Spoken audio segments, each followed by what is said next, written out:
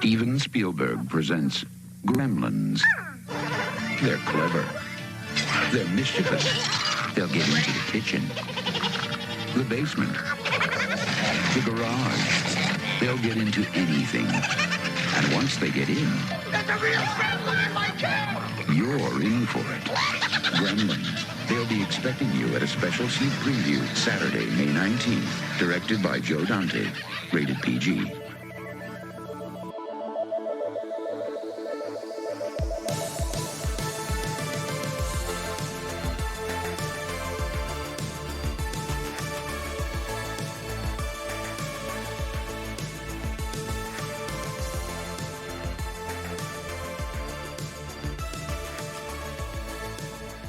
Welcome everyone to Cinemarcade. This is the show about movies, video games, and the sparks that fly when those two worlds collide. I'm your host, Steve Guntley, and you know what? I decided to have a solo episode today. I've got no co-hosts here, just me and this big old glass of water that I'm going to enjoy right now. Oh, whoops! Oh, I spilled on myself. Oh, what's happening? Oh, no! Oh, two other podcasters butted off me because I got my fur wet. Oh, no, who's here now? We still haven't decided who goes first. And we never will. Hello, I'm Justin. I always go third. We have an established order. Play back the tapes. I don't remember if that's true. You're the with credit. She's the and credit. Yeah, come on. I'm J-Van.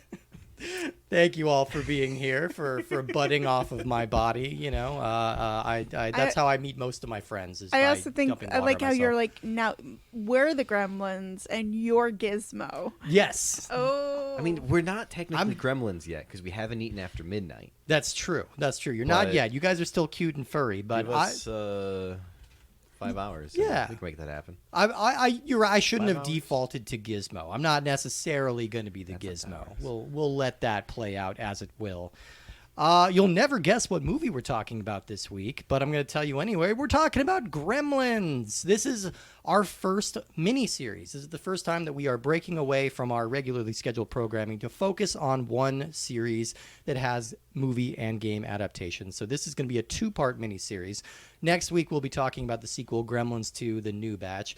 But today, we're talking about the OG, 1984's Gremlins, which is directed by Joe Dante, written by Chris Columbus, and starring Zach Galligan, Phoebe Cates, Hoyt Axton, Judge Reinhold, Francis Lee McCain, and Polly Holliday. The Christopher Columbus. The Christopher They Columbus. sailed the ocean blue for this. He discovered America and then directed Home Alone. Same Yep. time. Yeah, he's an impressive guy. Okay, I didn't know about that fact either. All right, we're solid. All Yeah, right. appropriately, his production company is called 1492. You know, So Yep. he's done one of the worst things in the world, and then and then discovered some things are America. pretty good. Yeah, Oh, I don't know about that one. I think that's the other way around. Yeah, I think we got it wrong. I actually like Home Alone. Yeah, I'm excited to talk about Gremlins. This is a beloved childhood movie of mine from the 80s, and whenever that comes up, I need to be sure to rip the nostalgia goggles off of my head and try to take in the movie as it actually is, because you know what? A lot of the movies that I loved as a kid have not aged well. But I think Gremlins really has. I think this is a really cool, really fun movie, and I'm excited to dig into it, especially because we have a newbie. We have a newbie to the Gremlins universe here. Hi, hello. I've never seen a Gremlins movie, and I thought that there was a chance that maybe I had seen parts of Gremlins and just, it was on TV, whatever. I'm now thoroughly convinced I have never seen anything from this movie before. Fantastic. 'Cause this was a movie. Oh, man. Okay, I'm excited to get into your opinions. J-Man, was this one a movie for you Yeah, it growing was up? a huge movie for me growing up, and it's it's a classic Christmas movie. Totally. And I have such warm, nostalgic feelings for this movie, like in Gizmo, and it's just really funny looking at Gizmo. He just looked better in my memory, and I don't know whether or not that's just because of like the 1990 movie or, but the puppetry is a little wonky in areas. A little bit. Yeah. But he's so cute, and he's got the little ears, and It's it's one of those moves, like, this character design could have been so cloying, especially with that Howie Mandel voice that he always does. Like, this could have been so cloying and obnoxious if the movie around it wasn't dark as fuck and, like, kind of disturbing in a lot of parts. And I think that's... I'm guessing by your reaction, Justin, that the dark elements of this movie were more the surprise to you. Yes. I thought that it was a kid's movie. And then we you're not wrong. microwaved a gremlin. And I was like, all right. One, mom's got it. Like, she's kicking ass. And two, goddamn. Okay. She killed 3 gremlins, Oh, I want yeah. to say. 3. That mom, the Frances Lee McCain, she is the Rambo of this movie. Yeah. Like, she has the Yeah. highest body count of It's this. Well, I guess technically Billy and Phoebe Cates blow up the theater at the end, so they get all those Which is kills. also fucking wild. It's wild. But Yeah. this, Is that how boiler rooms work? I've never been gonna in guess. a boiler room, except I had this one dream where this guy with claw hands was chasing me through one, but otherwise I've never been in one. It was weird. I woke up with scratches on my belly. Huh, so strange. Yeah. But no, I've never been in a boiler room. let's just move past that one. Are there any Freddy Krueger video games? Oh, yes, there are. Oh, Have you yes, seen- there I are. have seen. Yes. Okay. I have seen Nightmare on Elm Street. Yeah, That's we're the one, yeah. we're gonna be getting to that one. That's kind of a legendary NES game, so we'll be Oh. talking about that one for sure. But yeah, I don't know if that's how those work necessarily. I want to dig in a little bit to the making of this movie.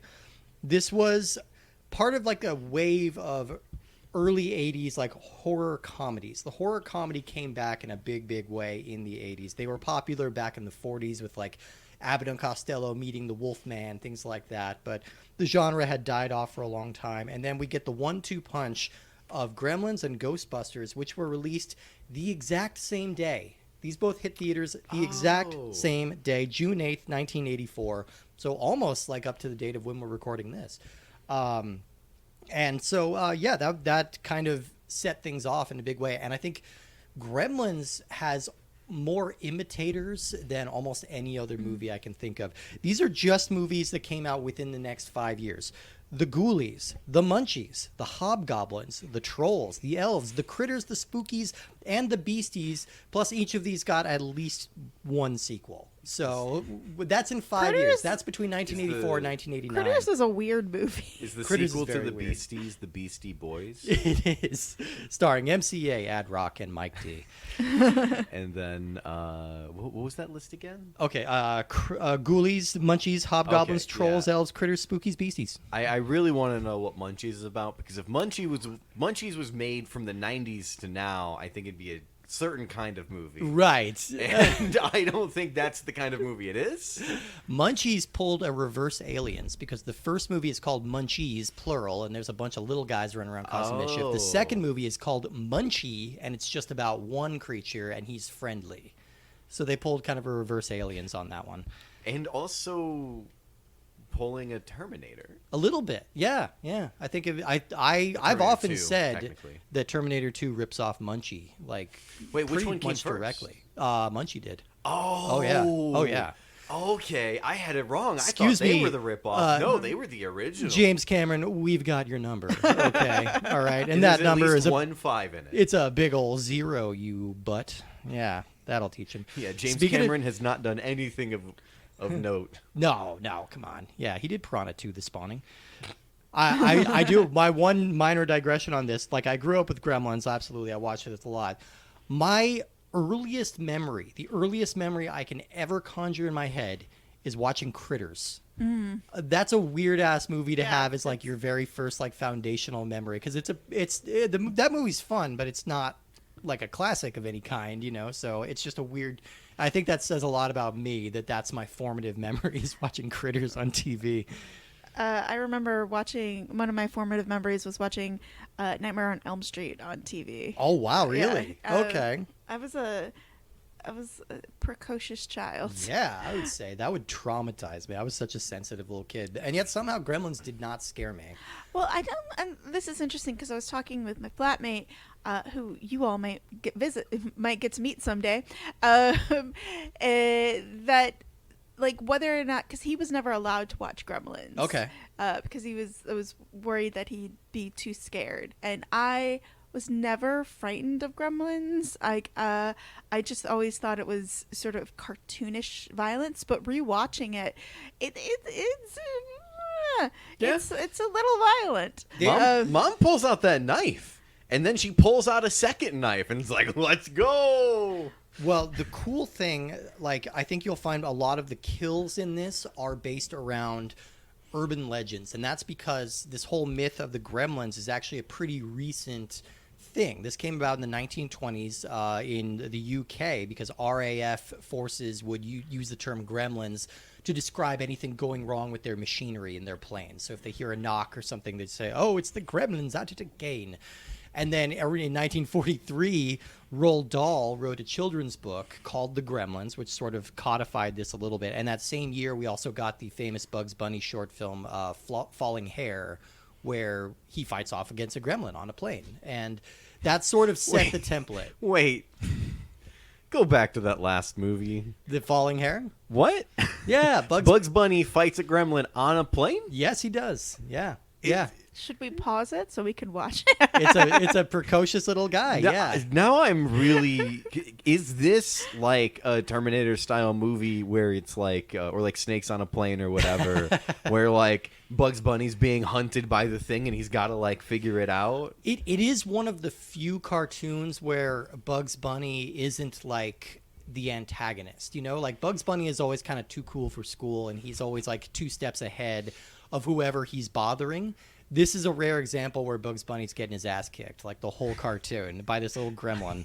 I am so curious about this now. So, the I whole mean- concept seems wild to me. So, I mean, this is still a relatively new mythology. And so Chris Columbus had this in mind when he was writing the script because he was living in a dingy little apartment that had mice in the walls. And so he would hear them skittering across the pipes, and he would think, oh, there's gremlins in the walls. And so he started developing the script from that. That's such a sad story. I mean, he's doing fine now. He's doing fine He directed now, but 2 this Harry is like- Potters, Home Alone 1 and 2, Mrs. Doubtfire. He's doing all right. I'm learning more and more And of about course, this Adventures in Babysitting. Of course, Adventures in Babysitting. I love that movie. You know how when you go into a blues club and they make you sing the blues if you want to leave? Yeah. Yeah, Yeah. that's a true fact. That happens. So, yeah, he wrote a spec script and shopped it around. Steven Spielberg loved it. He saw the potential for some really cool special effects, and he liked the kind of mischievous tone of the whole thing. He originally approached Tim Burton to direct this. This would have been his first film. He had only made a little short film called Frankenweenie, but Steven Spielberg was very impressed. And I think his aesthetic would have worked Yeah, I think it really would have. well. But he chose to do Pee-wee's Big Would it have Adventure instead, been- so we've been blessed either way. Would it have been live action? Yeah, Or... yeah. Because Yeah. I think that was still kind of...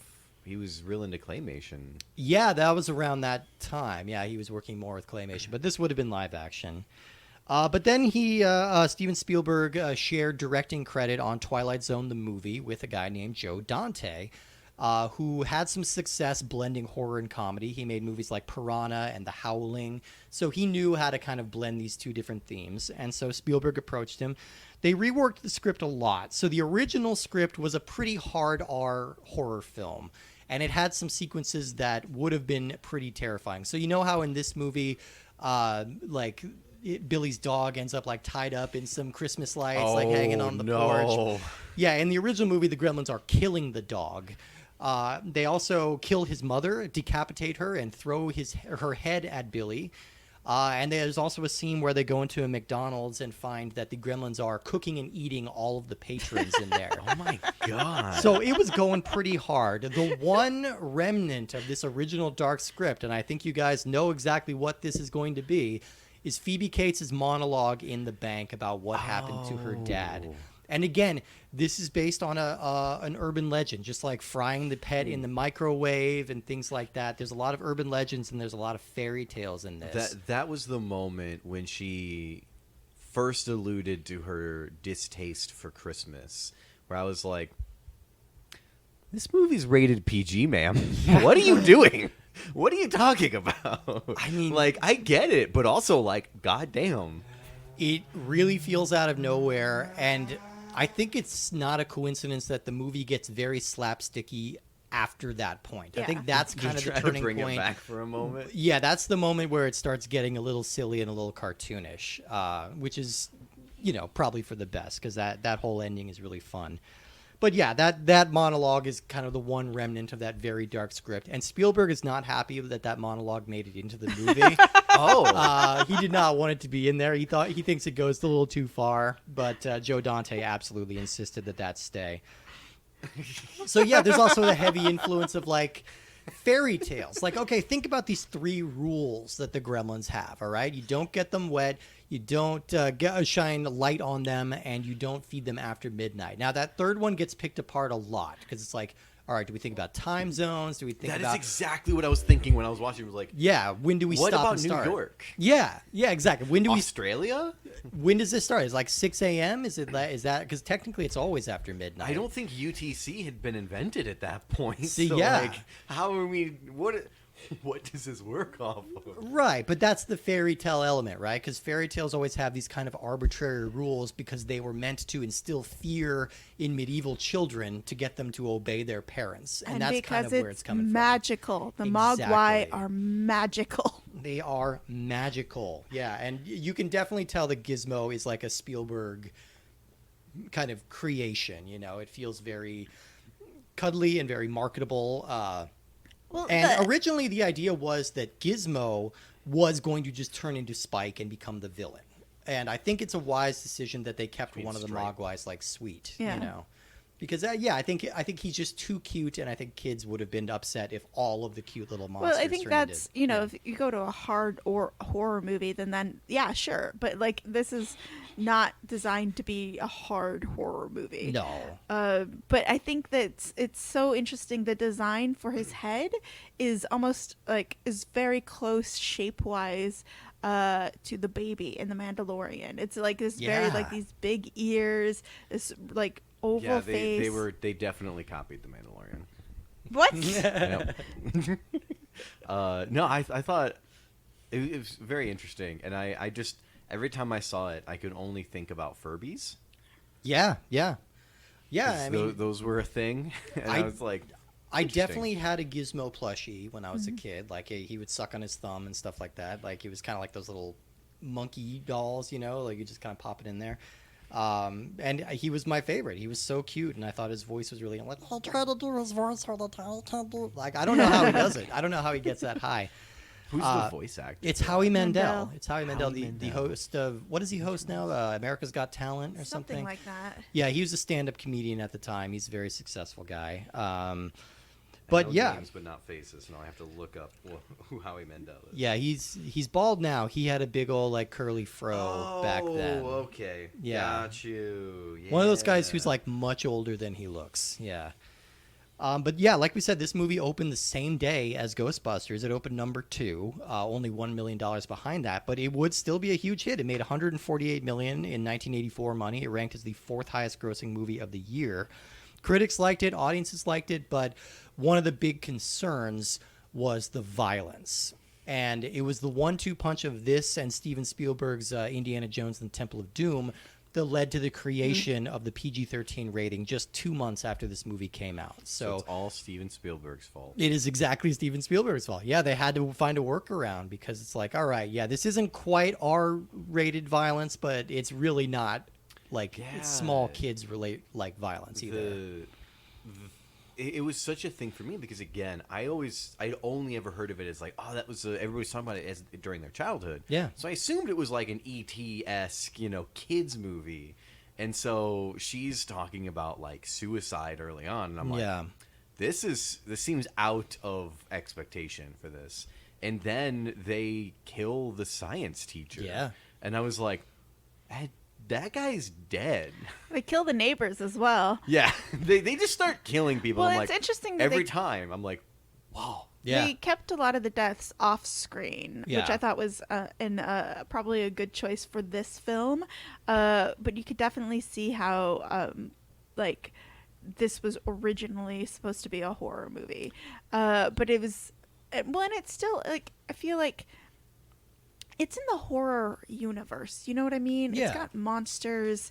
It's got deaths. It's got and it just has this glorious malevolence to it, and I think Yeah. the Gremlins, like it's so easy. It toes the line, real sharp of not going into ridiculousness, which is just, I don't know how they managed to do it, because like objectively watching it now, there's some ridiculous stuff. Absolutely. And These- I think you can definitely see like the sequence with the mother alone in the house facing off against the newly hatched Yeah. gremlins is as close as we get to like pure horror in this movie. And that's before the more mischievous nature of the gremlins comes out. Like the gremlins are not friendly in any way, but their first goal is not necessarily to kill you.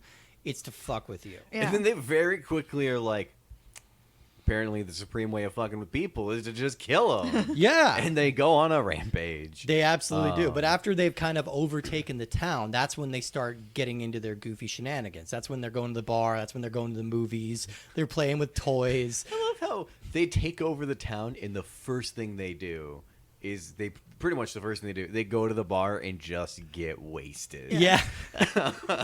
Again, brings up the logistical concerns. Like beer does not make them replicate, It's a but liquid. water does. It's Yeah, got beer is in it. water based. Yeah. and all liquids are water based or poison. Yeah. So I guess you just need to like dilute the water a little bit. I don't know. If you look too close at the rules, it's not going to make It's sense. magic. It's magic. You're exactly right. Also, when And- they first uncover this and they Gizmo gets splashed, Gizmo's writhing in pain, and they're just like, "Oh, look at this other fur ball." Not like, "Dude, are you okay?" Like, Yeah. I'd be worried if my dog started like 'Cause- roiling with boils all of a sudden. that goes on for like a solid 20-30 seconds where he's just writhing on the floor and they're just looking at the fur ball going, "Oh, what's this?" But also, it's replication in a mammal. I'd be distracted if my mammal replicated from a spilt water bottle. Yeah, it's like mitosis, To me, like though, it's happening kind in of real like, time. If your baby falls over and there's a train wreck, you pick up the baby and watch the train wreck, right? Right. Like you can do both, but they just straight up immediately go, "Nah, fuck him. What's this?" Yeah. And they just look away and they just ignore that he's there while he's still screaming in pain. I mean, in general, I feel like everybody adapts to this weird little creature very quickly. I mean, as a very, very brief overview of the plot, because most people listening have probably seen Gremlins. A young Unless man. they're like me. Okay, wait. Yeah. Before we Oh, get yeah. to the plot, the fucking opening, like Yes. the voiceover film noir opening with Rand the father. Yeah. Like, what is that? It I- always drives me crazy because it's like you have nothing to do with this movie. Well, Not I really, think, yeah. I think if anything, I don't know why they chose to do that, but it does go to show that his dad has this, and his ego gets checked a little bit later on, but he definitely seems like he believes he's like the main character, and then he's not. Again, it's all the very fantastical elements. First of all, that Chinatown that we're visiting looks like another world, which I think is kind of the whole point. I'm not sure I'm crazy about the further mystification of Asian people like this movie does. Like I think there was kind of a trend of that going around where like, they're the ancient and mysterious East, you know. But I do like that little false red herring. The dad is played by Hoyt Axton, who is a popular country singer of the time.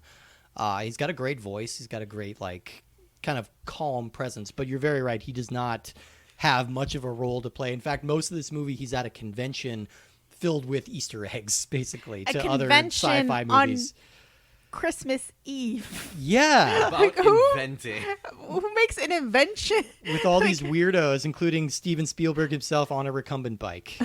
So look quick for him. But And that whole time, he's just realizing, like, these guys are kind of the inventors, and I'm kind of a hack. Yeah. Oh, okay. And he never really has that come up. Like, again, there's a heavy fantasy element to this. Like, we're not really supposed to question how they live in this very nice house in this very idyllic little town on the salary of a failed inventor. Like, it doesn't seem like any of his products sell. They did. The son, whose name I do not remember, Billy. He does get teased by that guy that he 80s works with. douchebag. Yeah, 80s Judge douchebag. Reinhold, yeah. because he does say like you support your whole family, your dad's a loser. And so it seems like he's paying for a lot of things. Okay, that would make sense. Working as a teller at the bank. Yeah, Billy's kind of an indeterminate age. Yeah, because he's very baby-faced. I mean, he's clearly old enough to work at a bank, but it's kind of hard to tell exactly. He's got He's like still in the school. biggest baby. No, he's not still in school. Did he not go to? No, he But doesn't go. He works. Yeah, but he does go. He has an in with the science teacher. Oh, so that's like, what it is. Yeah, so he Okay. does go back to the school, and his friend is like young Corey Feldman. Right. So Gotcha. yeah, so yeah, the basic overview is that a young man's dad brings him back a weird exotic pet called a mogwai, and he names him Gizmo. He's a very sweet little guy, but you have to stick to the 3 rules about him, which is never get him wet, never expose him to direct sunlight, never feed him after midnight. And of course, in short succession, he does all 3 of these things. We learn Fair. One of those is on accident. Oh yeah, I think both of them are kind of on accident. The one of them was sunlight, sabotage. Yeah, and then feeding them after midnight. He fed them, but his clock had been unplugged. yes. So it's still red, not midnight yet. yeah. But his dad also didn't buy them. That's not an appropriate way to do a sale because the guy is like, no, I don't. Nobody is, there's. You can't be responsible for this. It's too big of a responsibility. Like, I won't sell you. But he just insisted. And then he does like a backdoor deal with the dude's kid. Yeah.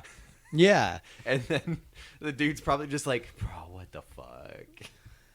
Why? Yeah. Oh, I mean, you have to imagine there's a whole other movie there where like the grandson's just getting his butt kicked for letting this guy go. And then the dad has to like FBI style track down where he went. Yeah. Before too big of a calamity occurs. Yeah. Yeah. Which He all had a very card. He got there pretty quickly. Did he? But the end of the movie, he's walking away without a car. And he just keeps walking Magic. into the distance. Yeah. And I'm like, where's his car? We don't know. Is he taking a bus? He's a magical if the man. Mogwai can teleport. Yeah, it's true. We don't know that. I mean, maybe We've guys seen do no 'cause evidence. You've seen the movies that come after it, but I haven't. So to me, it's still magic. yeah. So yeah, he violates all 3 rules, and the result are gremlins, which are green, scaly, nasty little suckers who immediately start multiplying and taking over the town. And it's up to Billy, his girlfriend Kate, and a couple of friends to stop them before they overtake the world. That's the basic overview. A very important question. Yeah.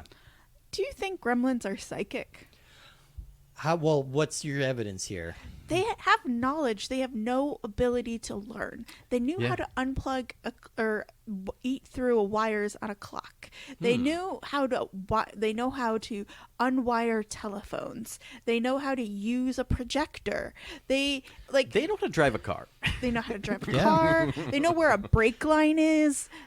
They just immediately like have this omniscient knowledge of like they full on when Billy kind of figures out that the gremlin thing is a thing, that they can turn into gremlins if they get fed or whatever. He calls his mom and's like, "Oh my God, you're in trouble. Leave the house." And the gremlins cut the phone line mid call. Yeah. Which again, it's fucking wild. You're just like, how do you know how to do these Yeah, things? they kind of come You out. were born yesterday. Yeah, they come out with like human level intelligence, which Yeah. I guess is just the thing that makes them a little bit more familiar. Intelligence Beyond human level intelligence. and knowledge. Yes, Because the majority of humans don't know how to do those things. I don't know where a brake line is. I mean, I could figure it out if I tried. I could probably But- figure out how to cut a telephone line. I'll be honest. I'm not that smart, but I could probably figure it out. But then the thing is, how do you do it with... Like, look, there's a lot of things with electricity and stuff like that I could figure out. However, there's a lot of things that I shouldn't try it on. Right. But, for to example, figure it one of out. them knew to put on a trench coat and to flash Phoebe Cates.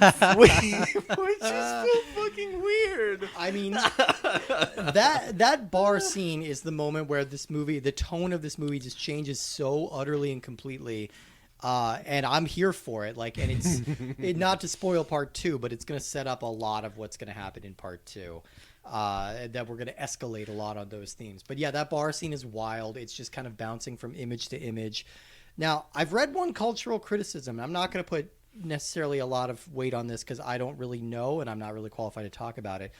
There was one cultural criticism that's complained that the Gremlins were acting as kind of stand-ins for African American stereotypes of the era. So like they're because of the dancing they're doing, the music they're listening to, and some of the rowdy behavior that was characterized by racists. So. I don't know. That's not a lens I've ever looked at this movie through, but I was reading that when I researched a little bit. I'm like, I never really thought about it. I don't know. Like, I feel like they definitely were parodying a jazz club. Yeah. And so I don't know.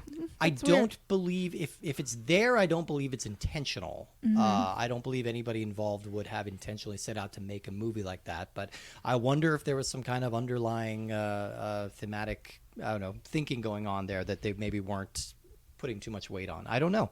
It's worth thinking about. I don't want to ruin the movie for anybody because it's just kind of one theory, but it is something to think about. I thought it was interesting in that scene that the dealer of the cards was actually cheating. He had an ace of spades behind his ear, and he had an ace of spades in his hand. Yeah. And he got shot for cheating. And I just thought that was an interesting little like caveat of like, oh, this guy's cheating me at cards. Bang. Yeah. The fact that Gremlins found, understood, and utilized firearms also was fucking They're rubbish. insane. They have rubbish. They're rubbish shots, though. Yeah. But they're also, very bad shots. They were born yesterday. They were, yeah. The fact that they can operate a gun at all. He just walks down the street and goes, sees a gun in the window, goes, gun! Yeah. And then I'm like, oh no! I believe you mean.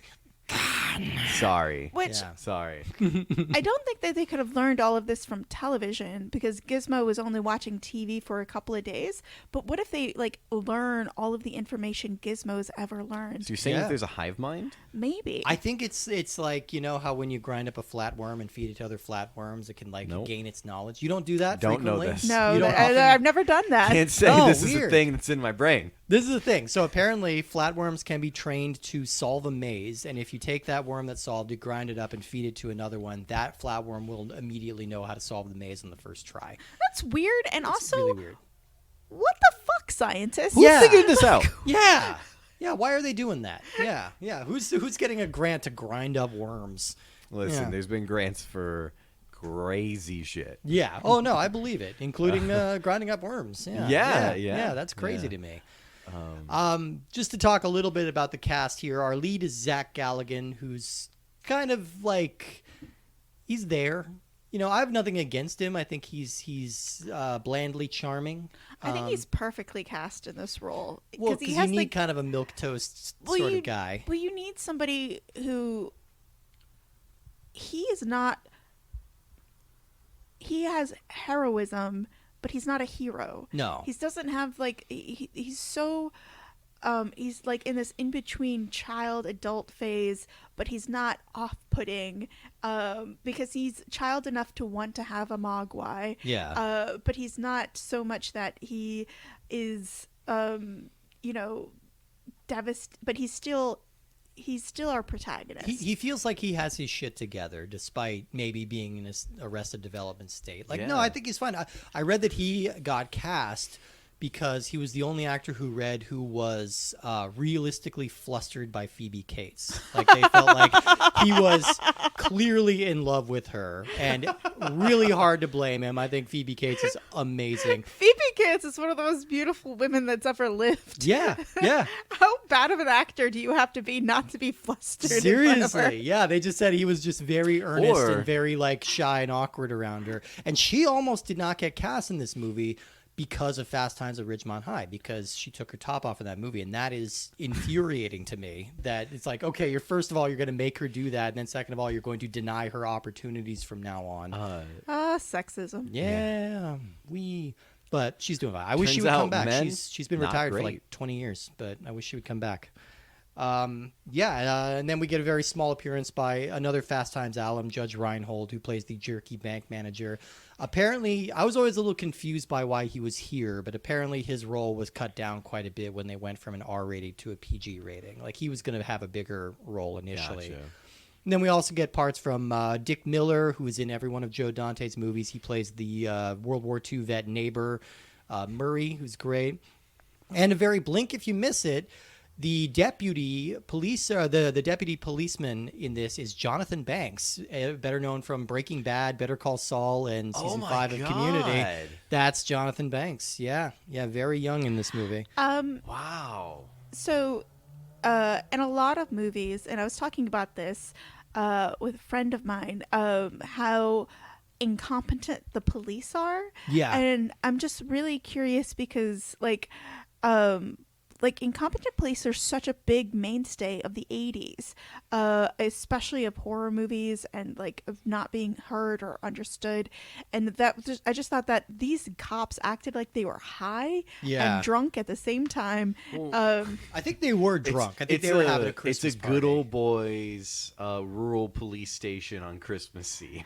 Well, and the town is called Bedford Falls, right? Or do they actually call it Bedford? No. I don't know if they call it Bedford Falls. Because, it's based on Bedford Falls from It's a Wonderful Life. Either way, I forget the name of the town off the top of my head, but it's kind of based on that. It's meant to be this really idyllic, quiet, small town where nothing bad ever happens. And so the police can be like Barney Fife types who are just kind of bumbling.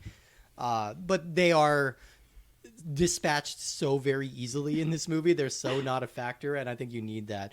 Another big staple of early 80s movies, the mean old rich lady. It's Mrs. Deagle, played by Polly Holliday. Maybe the most hateable character in the movie. I was immediately just like, why is nobody else in this room hating you right now? Yeah. You are literally threatening to abduct and murder this guy's dog because he knocked over your porcelain or whatever snowman. Yeah. I mean, she's the richest lady in town. Everybody has to kind of kowtow to go her. fuck herself, though. She should, and she does. Thank you, Gremlins. So, yeah, but I hate when people who love cats are portrayed as people who hate dogs. It drives me crazy, especially as a lady. You're like, oh, you're a cat lady. You must want to murder things. Right. And it's just like... You're not going to go 101 Dalmatians on it? Well, it was just so... No, I'm not going to go 101 Dalmatians on you. And it was just so, like... I don't know. She's so clearly designed to be hateable in this, and at the same time she gets her comeuppance, but the douchebag 80s guy doesn't get her comeuppance. Like, where is his death? He just kind of disappears from the movie. Like, he just ends up in the bank He's in vault. the sequel, isn't he? No, he's he does not come back. Was this... So my question about the production of this movie is, did they film everything for an R-rated movie and then cut down to a PG movie? No, I think they cut it down in the script. Okay. They cut it down before they shot. Because... I don't think they shot the Billy's mom getting decapitated scene. I think that's just in the draft. But either way, yeah. Speaking of decapitation, as I often am, the special effects in this movie are really fucking good. They hold up. They're so really well. good. They look hold up. great. The microwaved, Oh my god. Guy in the blender, with the green blood, or like the heads popping off when he was saving his mom and cutting his head off with a sword. And I also love the image of him hanging out with a sword. I'm a sucker for swords. Yeah. You never know when they come in handy. And it was just like, it was so... And then the final melting of Spike when he goes into the fountain. Yeah. And also I love the alien pods, which were like... So the alien pods, they all have lights inside them. Yeah. And they're like, what? Bioluminescence. And it was just like a multicolored layers of light inside of each of these pods, or the pods were clearly ripped off of like Alien, but it was just so much fun to watch all these things decay and crush and have this like sort of visceral like creepiness feel, because they throughout the movie they keep showing really good old movies, and they were showing Invasion of the Body Snatchers, and then obviously an homage to Invasion of the Body Snatchers, the whole movie, but it was just like, I just really appreciated on this watch just how much the special effects were just spot on. I think they've held up so well. I beat this drum all the time, but I love, love, love, love, love practical effects in movies. I wish they would bring them back. They look better. They give the actors something tangible to act against. And I think with the current level of technology, I think they would look absolutely amazing. More and more movies are starting to bring them back. Like the new Dungeons and Dragons movie has a lot of practical effects. They look phenomenal. And I think we should continue doing that. Bring it back. We're tired Bring of it CG. back. Yeah. Do you think that specifically the quality of this was this probably like a Spielberg thing of like he was one of the producers of the movie, like he was, or I'd say was the that just cod- the- would that have happened without Spielberg being involved? Yeah, I Yeah. definitely, yeah, because Okay. like The Thing and like in the 80s there I was mean, like it would a have been practical, but would it have been good? there was a cadre of like really great special effects houses in the 80s that produced really great, like even in terrible horror movies there were often really good effects. 100%. Yeah. Yeah, there's a movie called The Deadly Spawn from like I think 1982. Has some really incredible creature designs, and like it's not that worthwhile of a movie or that high budget of a movie, but it's pretty great to look at. And I think I was trying to see who did the special effects. I don't think it's any names I know. It's not like Stan Winston or anything like that. But all the puppetry looks great. They have a lot of personality to it, and like you say, watching them decay and melt and just the sheer amount that we ask these gremlins to do, like the little guy drinking all the beer and his belly's over like Yeah. inflating, like little things like that. It just looks fantastic. I think we should transition to the game a little bit because I could go on about this movie Yeah, all day long. I could go I on. feel like we don't have to. Yeah, I mean the game, as it is in real life, the game on this show is going to be a little bit of an afterthought, but we do need to mention it. Gremlins, the game, came out in 1984 for the Atari 2600. It was developed and published by Atari. You know, when we talked on our very, very first episode about E.T. and how it killed the video game industry in 1983, I think there's a common misconception that we just stopped making video games for a couple years there. But no, we did not. There are a lot of games that were released in 1983 or 1984 or 1985. And they tend to be the rarest, hardest to find games because they were produced in much less quantity because far fewer people were buying video games. Gremlins is definitely one of those. I think a loose cartridge goes for about like $400 now. So if you want to get like an actual physical copy of Gremlins, it will cost you. And I have to say, I don't think this is worth a full $400. I think, you know, if pressed, I might say, oh, I think there's better things you could spend those $400 on. Because this is basically just a rip-off of two other games. The first half of this is ripping off Kaboom, which is the classic Atari game where you are catching bombs that are being dropped off a building. And the second level is based off of kind of a worse Space Invaders, where just like waves and waves of enemies will come at you from the top of the screen and you need to shoot them. That's kind of about it. So, yeah, the first level, you are protecting a group of hamburgers from dropping mogwai. Mogwai are dropping from the ceiling, and you need to catch them before they can eat the hamburger and turn into a little gremlin-y pod. Justin, you noted that it felt like we were using an emulator for this, and you noted that it felt like the speed had been jacked up or something like that. I think this is the way it was, because I've played games like this on the Atari that go way too fast. I mean, I think we ended up slowing it to 75% speed. We did. And then playing it at that because everything moved so incredibly quick. And we were running at, I think, locked 60 frames. Something like that. And so that's where I was like, is this anything over 30s? Kind of, is the speed locked to the frame rate? So what's the issue there? Because goddamn, were those gremlins full on. This was like sprinting zombie style. Yeah. Like Mogwai, they were full speed flying off that roof to eat them burgers.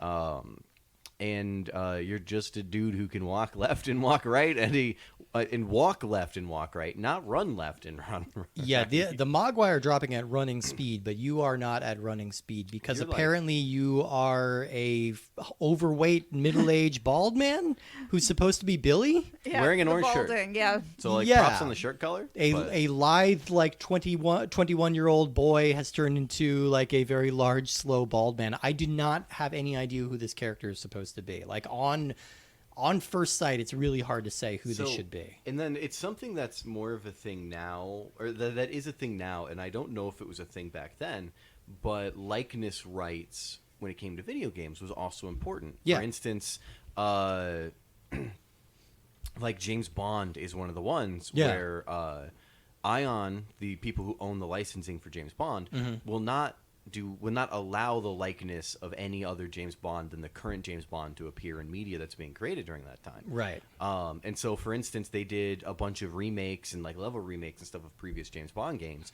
and they were all with Daniel Craig because that was the only likeness they were allowed to use. Yeah. And Ark Survival Evolved paid a bunch of money to get The Rock's likeness for literally just some cutscenes and stuff. Oh, really? But it almost makes, like, back then, were likeness rights a thing?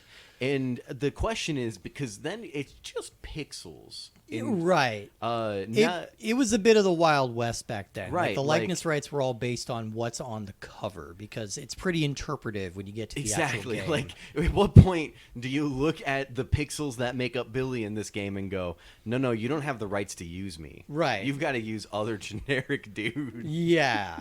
Because there's no facial features or anything like that. All you have is really hair and not hair, and they went with not hair on this one. And we were trying to do the math on this. I don't think there's any significant characters in this that are bald. Yeah. And so we were having a really hard time placing who this was even remotely supposed to be. It kind of looked like Hitchcock.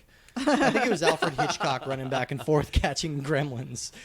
But so if you protect, you see how long you can go protecting the hamburgers from these mogwai, but you're never going to get them all forever. You can hold them off for a while, but once they get all of the burgers, then you transition into the second level, which is where the cocoons are hatching and the gremlins are marching towards you, and you, as Alfred Hitchcock, have a gun, and you get to shoot all the characters before they get to you. And let me tell you, did we rarely save a hamburger?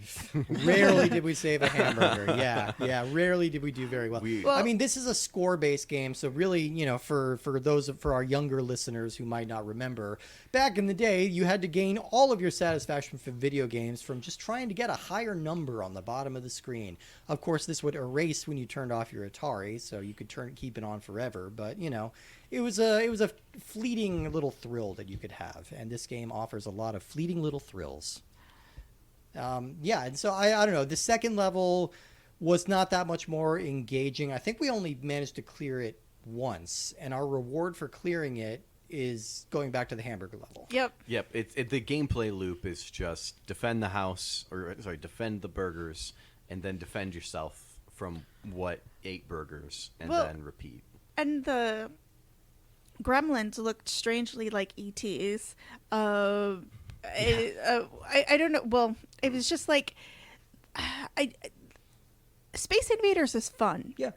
This is not fun. Kaboom is fun. I like Kaboom. Yeah. No, that's kind of the big problem. And we were playing it emulated with an Xbox controller, but it is simulating the action of the Atari joystick, which is very stiff and has a very limited range of motion. So there's not much room for precision, but this game requires quite a bit of precision if you want to get your shots off without them going in between the columns of Gremlins. Yeah, because your shots were pixel wide, which in something like Galaga or whatever kind of makes more sense. Yeah. But in this, where you're running around like a chicken with your head cut off because everything's coming at you so fast, you don't have the time to be precise most of the time. Yeah. Well, and it's funny because the Gremlins are actually quite big, but you have to be like right on the right spot to hit them. Yeah. You also have a gun. You have a gun. I mean, Billy does use a gun at one point in the movie, but the gremlin immediately takes it from him and fires it at him. So you have a gun and you're shooting the gun. I mean, in theory, this probably isn't the case. You're not shooting them at the sky, but I was just thinking of that. But they're coming at you and you're shooting at them, but you can only shoot them when they're coming at you from the top of the screen. Yeah. Because that's the only way you can point the gun. Once they get to the same level as you, they turn to you and go for you. And then at that point, you're just like, all right, well, here it is. They just It's bump over. into you and you go flying off the screen, and that's it. I mean, so yeah, this original Atari 2600 game didn't give us a lot to talk about. So we did our due diligence and watched a video of the Atari 5200 version. which I have so much more to say about that version. there's more to say about that version. We weren't able to play it because for some reason, I think it's because these games are obscure and no one cares about them. There's not a lot for the Atari 5400 that you can actually emulate, and there aren't a lot of files out there or good emulators that I could find. But we did watch some YouTube videos of the playthrough of the Atari 5400 version, and this one seems... I don't know. It doesn't seem that much more exciting. No. I but was it lying does when I seem- said I had a lot more to say. It does seem conceptually like it fits the movie a little bit more. Well, and like you have longer gameplay. Yeah. Yeah, at least the individual gameplay loops are a little bit longer. It's each level is just you there, and around you is Mogwai or Gremlins, and food or water, just kind of sprinkled around. And you're trying to catch one Mogwai at a time, put it in a cage, while also eliminating all of the Gremlins because you're carrying a sword. And if the Gremlins or the Mogwai touch the water, they multiply. If they touch the food, they turn into Gremlins. And so it's just that. And then once you've captured them all, or the night is over, because each level is timed, then you just move on to the next one. Again, it's score-based. That's all you're here for. And when it's timed, when your time is up, the sun starts to come up. So it's going to fry all the innocent little Mogwai that you have not saved if you don't get them into the pen in time. Look, But are the they that Gremlins- innocent? The Gremlins can also come in and open up the pen think and let that's them all an- go. Interesting question. I think multiplated Mogwai are probably very mischievous, but These- I 'cause, like, don't. These movies have borne out that Gizmo is kind of an anomaly. Like, Yeah, that he's because kind of all the of only the- nice Mogwai. All of the other multiplications were actively scheming as Mogwai to become Gremlins. Like the capture of the dog happened when they were in Yes. Mogwai Yeah. form. And when they cut the cord to the alarm clock or the clock, they were also in Mogwai form. Although I'm still not clear. Was it the Mogwai that did the thing to Barney, or was that Mrs. Deagle? well, he It was wouldn't inside. be Mrs. Deagle, right? No, She's no, not. no. Yeah. No, Because it's Unless she's definitely pulling some Gremlins. Viennese, although she did say, The next I'm day, going to get your dog. Well, the next day she But- came in the bank and said, "How's your dog?" Like that. So I think always she's thought just she a had- shitty old person. Yeah, so she probably didn't know about that. Okay. Either way, yeah. I Because mean, the dad does say, I locked the door. yeah, Like, the door was locked, and presumably he's implying the dog was in, door is Yeah. locked. Yeah. So the Mogwai definitely ganged up on the dog, and in the quiet of night, were able to string the dog up in Christmas lights and hang him from the front porch. Yeah. So he's just dangling there, just going, oh, please, somebody help. that poor dog. That's Poor such a dog. sweet-faced dog. I'm glad it lived through the movie, though. The dog lives, everybody. Don't worry. The dog does. That dog actor was extraordinary. His name is Mushroom. Really? Really? Yeah, he's in the credits. I love it when they give dogs credits in the movie. Barney was played by Mushroom. Good old That's Mushroom. great. He's a good dog. But yeah, no, the Atari. Oh, excuse me, I've been getting the number wrong. It's the 5200. The You said Atari- 5200 the first time, then you said 5400. I'm like, I honestly have no idea which one's true. Well, it's right because each one goes up by 2600. So it's 2600, 5200, 7800, and nobody's played the 7800. But yeah, so that game looked more like a game. I think I probably would have gotten pretty bored with it pretty quickly, but there's more game going on here. At least the levels have some kind of difference to them because they have different layouts of the Mogwai and whatever. There's no like obstacles. You're not navigating. It's just an open like room that you're in walking around. It kind of looks But like then- sluggish Robotron. If you guys Yeah, played that. There'll be things like random inventions and stuff that are like throwing food out for the Mogwai. Well, the I like that you Gremlins. pointed that out. That like the orange juice machine is in here, like, and it'll malfunction. It'll spew orange juice everywhere. I liked the little nods to the movie that they had in it, and the graphics are Yeah. now sophisticated enough that they can do that, and you can tell what you're looking at. So I think, And I think yeah. Billy had hair. Yeah, Billy had hair. Billy had He hair. was identifiable as Billy. He was wearing a little backpack and carrying a sword. Like, yeah, he was identifiable. There didn't seem to be really any level of challenge to this game, although the YouTuber we were watching died a few times, and it had that classic video game death of you turn into a pile of bones and collapse, like the moment you get touched by something, be it bad. And I'm glad that's not the way our bodies actually work. Like, I would hate if, like, oh no, a bee sting. Oh, I'm a pile of bones.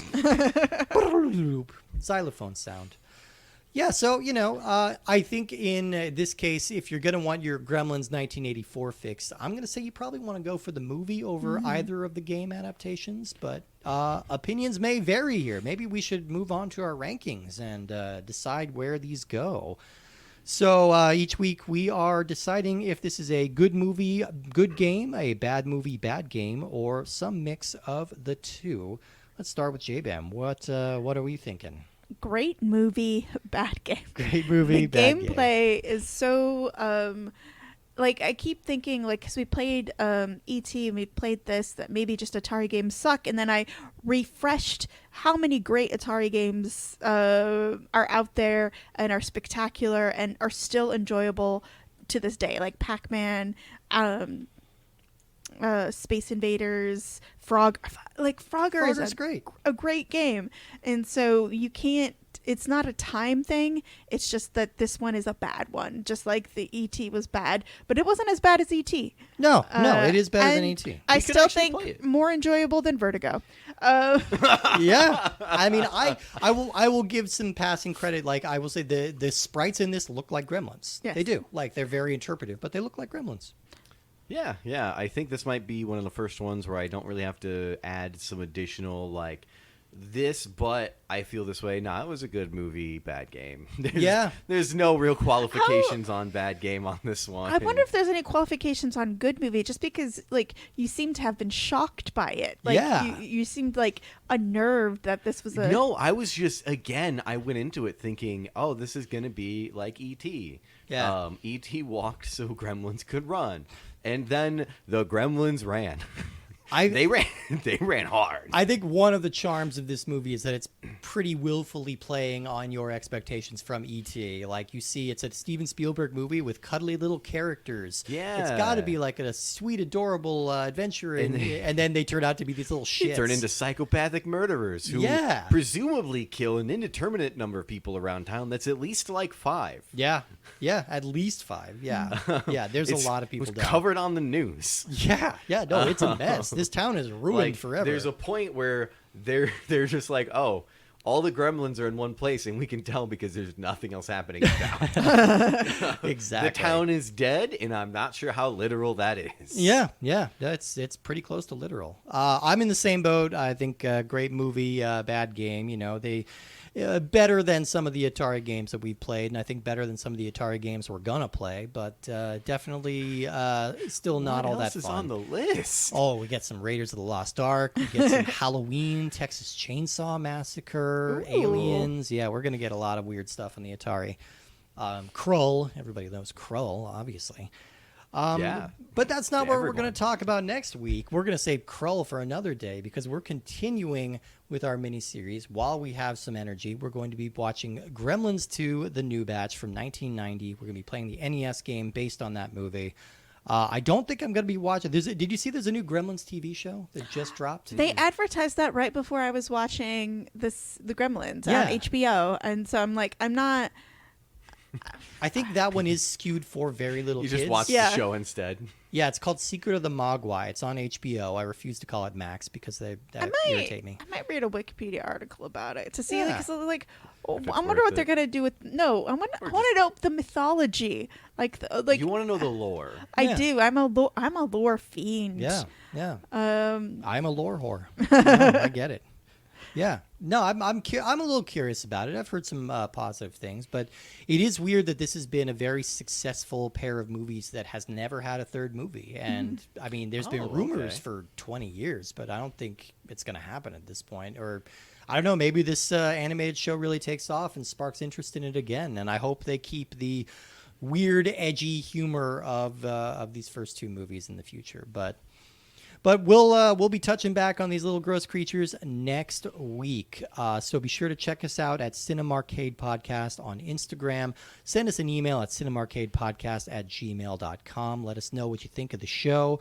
And you know what? Go on to iTunes, give us a 5-star rating and a review. That really helps us out, especially we're a new show finding our audience, and having some positive word of mouth really goes a long, long way. And thank you to the people who've already left very nice notes and comments on the show already. You guys are the real superstars, and I'm sending your checks tomorrow. They are blank, but not because you can write anything in, because there's no money on them. Exactly. But you'll get my autograph. There you go. And I'm some guy. Only Steve's autograph. Though. Yes, and it's not corrected to any account. Anyway. All right, well, we will see you next week, everybody. Let me see. Are you guys hungry? Yeah, here you go. I got some chicken for you guys here. just go ahead, enjoy that. I don't see any possible I consequences. can't believe for he this. gave an entire 12-piece chicken plate to those to the Mogwai. That's too much chicken for them. It's too much chicken. Or is it Too much not chicken. enough chicken? Yeah. Well, it could be. I mean, Justin's looking pretty ravenous for chicken here. He's also turning green and scaly. I think we better go. Oh no! Mischief! All right, bye, everybody.